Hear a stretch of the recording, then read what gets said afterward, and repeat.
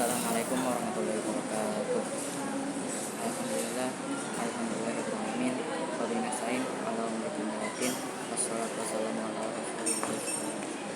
Allahumma shalli ala Muhammadin abdika wa rasulika nabiyyi. Allahumma shalli ala Muhammadin nabiyyi wa ala alihi wasallam. Di sini saya berkesempatan untuk menerangkan bab waktu salat zuhri atau bab waktu salat zuhur yang ada di kitab Fathul Qorib karangan Imam Nawawi. Ya, di dalam syarahnya tertera bahwasanya zuhru ay salatuhu qala Nawawi samyatu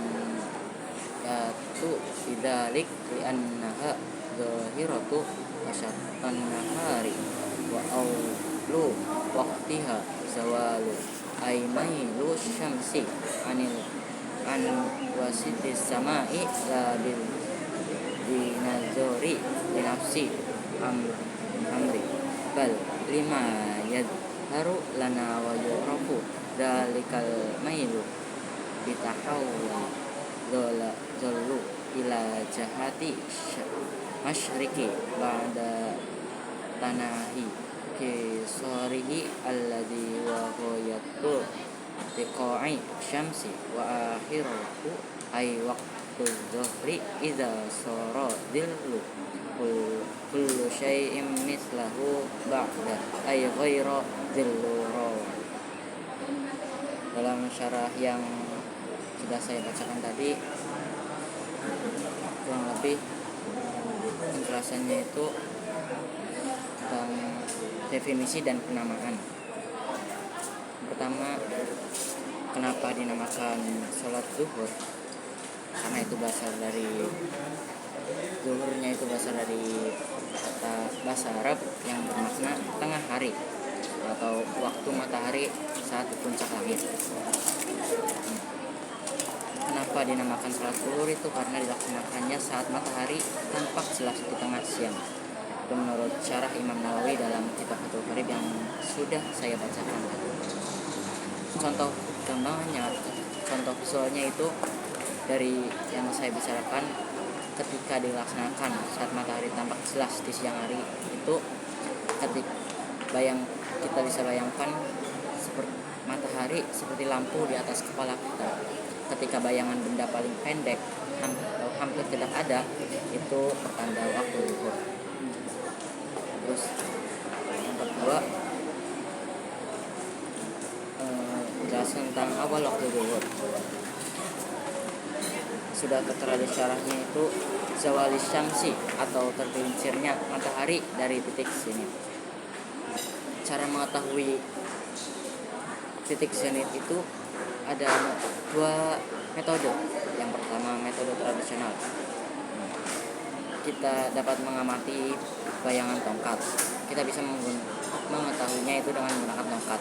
Bisa mengamati bayangan tongkat tersebut. Jika bayangan mulai bertambah ke timur setelah mencapai titik terpendek, ilustrasinya yang kedua, kriteria astronomi modern, yaitu matahari bergeser 0,5 derajat dari puncak langit, yaitu ada di 90 derajat.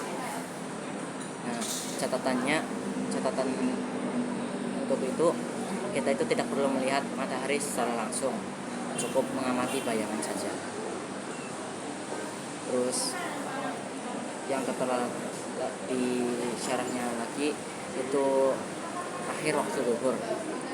Tanda-tandanya itu saat bayangan benda atau panjang benda itu sendiri, atau di dalam syarahnya dhillul misli, jika bayangan tongkat sudah sama panjang dengan tongkatnya atau tidak termasuk bayangan zawal, waktu zuhur itu berakhir.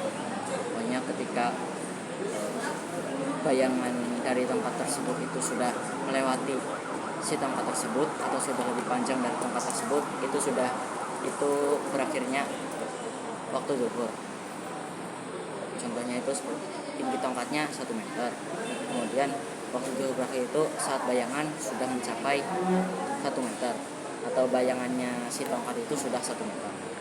Kemudian yang tertera dalam syarahnya itu adalah kesalahan umum yang menganggap zawal itu persis jam 12 siang.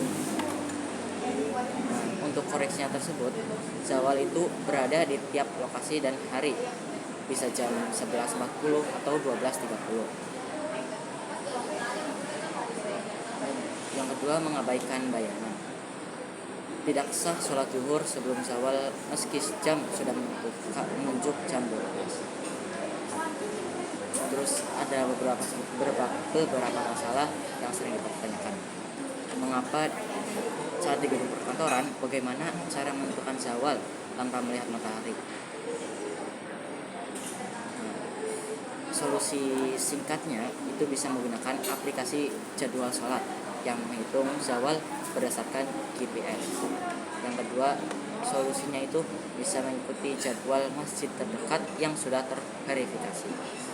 Dasar hukumnya itu dari riwayat Muslim.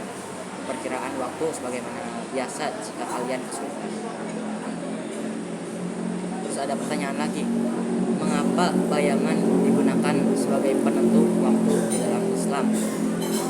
Jawabannya, karena bayangan adalah tanda alamiah yang objektif dan mudah diamati. Kemudian ada pertanyaan lagi, bagaimana cara membedakan zawal jati dengan ilusi bayangan?